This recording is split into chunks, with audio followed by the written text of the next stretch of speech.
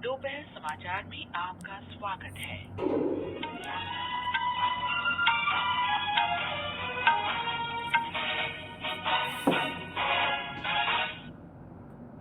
संसद के बजट सत्र से पहले आज नई दिल्ली में सर्वदलीय बैठक हुई। केंद्रीय मंत्री नरेंद्र सिंह तोमर और पशुपति कुमार पारस ने आज चंडीगढ़ में G20 अंतर्राष्ट्रीय वित्तीय समारोह का स्वागत है। नमस्कार, दोपहर समाचार में आपका स्वागत है।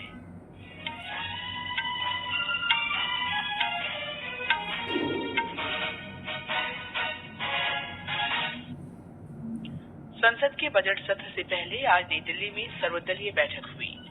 केंद्रीय मंत्री नरेंद्र सिंह तोमर और पशुपति कुमार पारस ने आज चंडीगढ़ में G20 अंतर्राष्ट्रीय वित्तीय संरचना कार्य समूह की पहली बैठक का उद्घाटन किया। त्रिपुरा विधानसभा चुनाव के लिए नामांकन भरने का आज अंतिम दिन। देश आज राष्ट्रपिता महात्मा गांधी को उनकी 75वीं पुण्यतिथि पर श्रद्धांजलि अर्पित कर रहा है और मध्य प्रदेश में आज शाम से 5वां खेलो इंडिया युवा खेल महाकुंभ शुरू।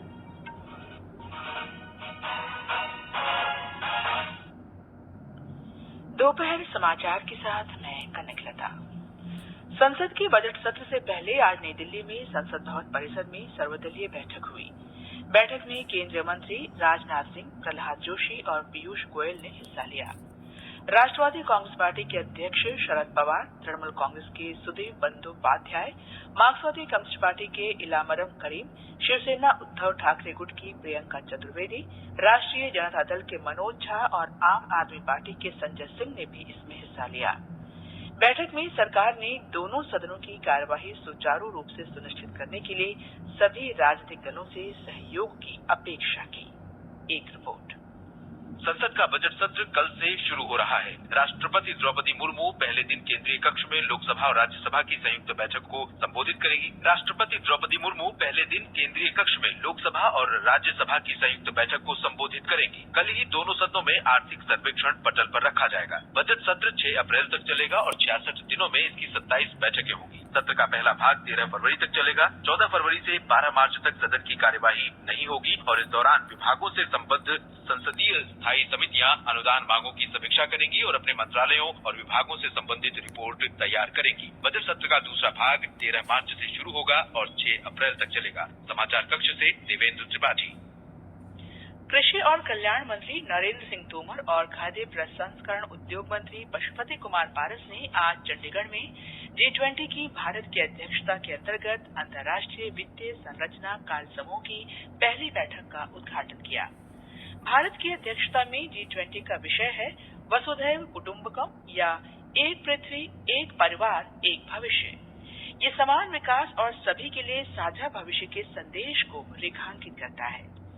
इस अवसर पर कृषि मंत्री नरेंद्र सिंह तोमर ने कहा कि G20 की मेजबानी करना सभी नागरिकों के लिए गर्व का विषय है। उन्होंने कहा कि जिन चुनौतियों का हम सामना कर रहे हैं वे स्वाभाविक रूप से वैश्विक हैं और उनके वैश्विक समाधान की आवश्यकता है। इसलिए विश्व समुदाय को आज वैश्विक नीतियों और कार्यों पर विशेष ध्यान देने की जरूरत है। जलवायु लक्ष्यों के प्रति भारत की प्रतिबद्धता व कोविड के बाद विकास पथ पर लौटने की सभी ने सराहना की है। विज्ञान व नवाचार से भारत का विकास तेजी से हो रहा है। ये दोनों भारत के भविष्य के साथ गहराई से जुड़े हुए हैं। हमने डिजिटल सार्वजनिक बुनियादी ढांचा बनाने के लिए प्रौद्योगिकी का लाभ उठाया है। वैश्विक स्वास्थ्य देखभाल में वित्तीय समावेशन, धारणी ऊर्जा की ओर गमन में हमारा उल्लेखनीय योगदान रहा है और विकास की जन केंद्रितता हमारी राष्ट्रीय रणनीति का आधार है। यह वही दर्शन है G20 की अध्यक्षता का विषय एक पृथ्वी, एक परिवार और एक भविष्य को रेखांकित करता है। केंद्रीय मंत्री पशुपति कुमार पारस ने कहा कि G20 की भारत की अध्यक्षता पर अब तक हुई प्रगति को बनाए रखने का उत्तरदायित्व है और ये सुनिश्चित करना है कि अंतर्राष्ट्रीय वित्तीय संस्थाएं वैश्विक चुनौतियों से निपटने के लिए पूरी तरह तैयार हों और कमजोर देशों को अधिक से अधिक सहयोग प्रदान करें। G20 की अध्यक्षता मिलना भारत के लिए गौरव की बात है। नरेंद्र मोदी जी के नेतृत्व में पूरा देश विकास की ओर चल रहा है और आज बहुत ही खुशी खुशी की बात है G20 की अध्यक्षता भारत को मिला। हमारे माननीय प्रधानमंत्री जी के कुशल नेतृत्व के चलते हमारा देश बहुत ही आगे बढ़ रहा है। G20 की अध्यक्षता हमारे देश को मिला है। ये देशवासियों के लिए काफी गौरव की बात है। IFA के सह अध्यक्ष फ्रांस के विलियम रूस, दक्षिण कोरिया के ब्यूंग-सिक जुंग, वित्त मंत्रालय में अपर सचिव मनीषा सिन्हा, रिजर्व बैंक की सलाहकार मंगा रॉय भी बैठक में उपस्थित हैं। भारत के G20 शेरपा अमिताभ कांत ने आज भारत के पहले मॉडल G20 शिखर बैठक का उद्घाटन किया। 2 दिन की इस बैठक का आयोजन मुंबई के पास रामभाऊ महालगी प्रबोधिनी के उद्यान परिसर में भारतीय डेमोक्रेटिक लीडरशिप संस्थान IIDL ने किया है। इसका आयोजन G20 की भारत की अध्यक्षता ग्रहण करने पर और G20 की भावना युवाओं तक ले जाने के लिए किया जा रहा है। ICCR के अध्यक्ष और रामभाऊ महालगी प्रबोधिनी के उपाध्यक्ष डॉक्टर विनय सहस्रबुद्धे ने समारोह की अध्यक्षता की। बैठक को संबोधित करते हुए श्री कांत ने कहा कि G20 एक महत्वपूर्ण मंच है क्योंकि इसमें वैश्विक सकल घरेलू उत्पाद का 85% हिस्सा शामिल है। G20 देशों में ऐसे विकसित और विकासशील देश शामिल हैं जिन्होंने विभिन्न वैश्विक मुद्दों के समाधान उपलब्ध कराए हैं। उन्होंने कहा कि भारत ने कोविड के बाद की चुनौतियों, भू राजनीतिक संकट, ऋण संकट, जलवायु संकट और खाद्य तथा ऊर्जा संकट जैसी वैश्विक चुनौतियों के बीच G20 की अध्यक्षता ग्रहण की है। ये समाचार हमारी वेबसाइट newsonair.com/हिंदी और हमारे mobile app news on AIR पर भी उपलब्ध हैं। आकाशवाणी पर बजट 2023 आपके साथ साथ बाजार के कई क्षेत्रों, उद्योगों और देश के लिए क्या है महत्वपूर्ण और क्या होंगी सुर्खियां। केंद्रीय बजट पर होगा विस्तार से विश्लेषण। दिन भर आकाशवाणी समाचार के साथ विशेषज्ञों की राय, विशेष बजट बुलेटिन, बजट पर लोगों की प्रतिक्रिया और होंगे विशेष साक्षात्कार। बजट से जुड़ी हर जानकारी लाएंगे आप तक 1 फरवरी बुधवार को सुबह 10:10 से रात 10 बजे तक ऑल इंडिया रेडियो के FM गोल्ड चैनल 100.1 मेगाहर्ट्ज और अन्य मीटरों पर। ये कार्यक्रम आप हमारे mobile app news on AIR और YouTube channel news on AIR official पर भी सुन सकते हैं। दोपहर समाचार में आपका फिर स्वागत है। त्रिपुरा विधानसभा चुनाव के लिए नामांकन भरने का आज अंतिम दिन है। इस बीच विभिन्न राजनीतिक दलों के उम्मीदवार अपना नामांकन भरने से पहले चुनावी रैलियां कर रहे हैं। सत्तारूढ़ भारतीय जनता पार्टी के सभी 55 उम्मीदवार अपने अपने जिलों में चुनाव अधिकारियों के समक्ष नामांकन पत्र प्रस्तुत कर रहे हैं। हमारे संवाददाता ने बताया है कि इसके अलावा कांग्रेस और तृणमूल कांग्रेस के कुछ उम्मीदवारों ने भी अपने पर्चे दाखिल किए हैं, जबकि कुछ उम्मीदवार पर्चे भरने जा रहे हैं।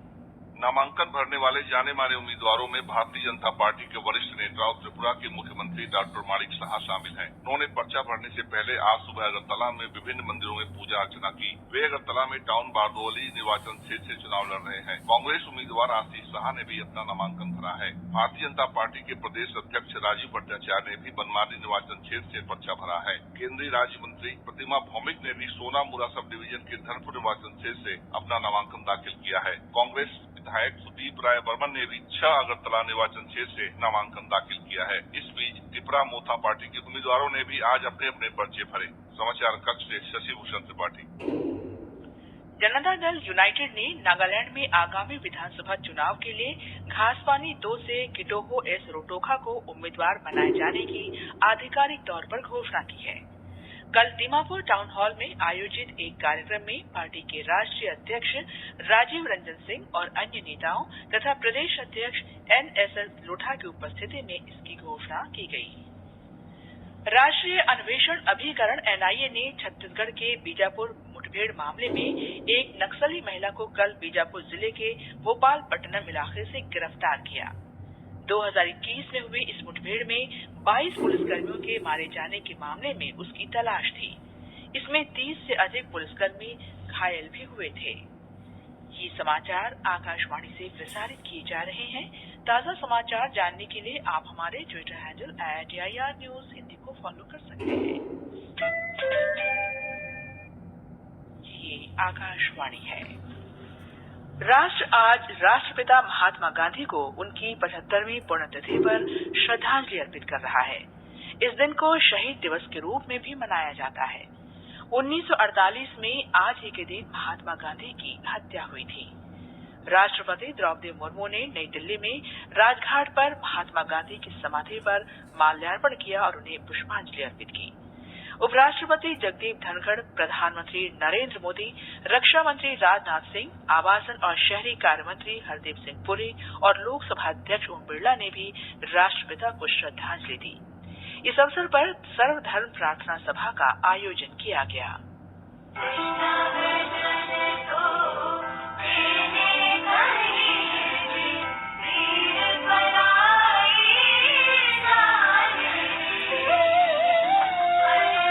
निजी अस्पताल में निधन हो गया था। इससे पहले आज उनके पार्थिव शरीर को राजधानी भुवनेश्वर से उनके निर्वाचन क्षेत्र झारसुगुड़ा लाया गया। दिवंगत नेता के पार्थिव शरीर को हजारों लोगों द्वारा अंतिम यात्रा के रूप में एक जुलूस निकाला गया। 5वां खेलो इंडिया युवा खेल 2022 महाकुंभ आज शाम से मध्य प्रदेश में शुरू हो रहा है।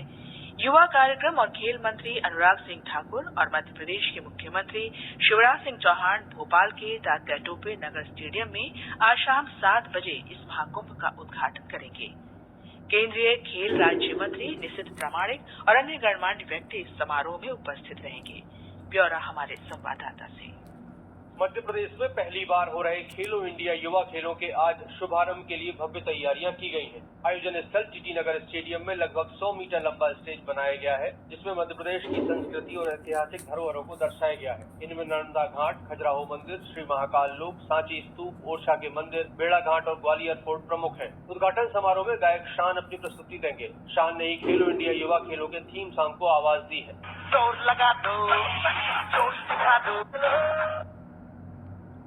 उत्तराखंड में चारधाम सहित राज्य के अन्य ऊंचे स्थानों पर लगातार बर्फबारी हो रही है।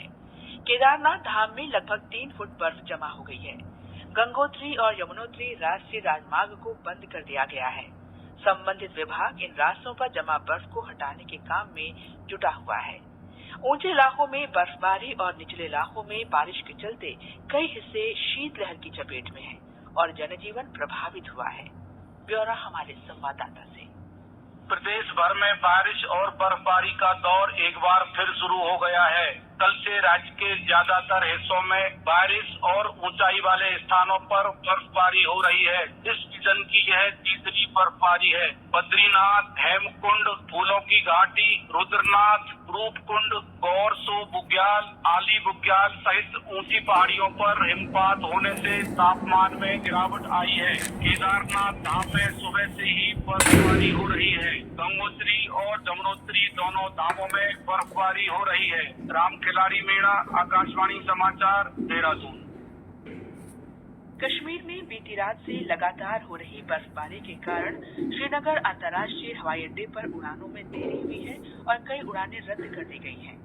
इसके अलावा जम्मू श्रीनगर राष्ट्रीय राजमार्ग सहित विभिन्न सड़क मार्ग बंद हो गए हैं और बारामूला बनिहाल रेल सेवा स्थगित करनी पड़ी है।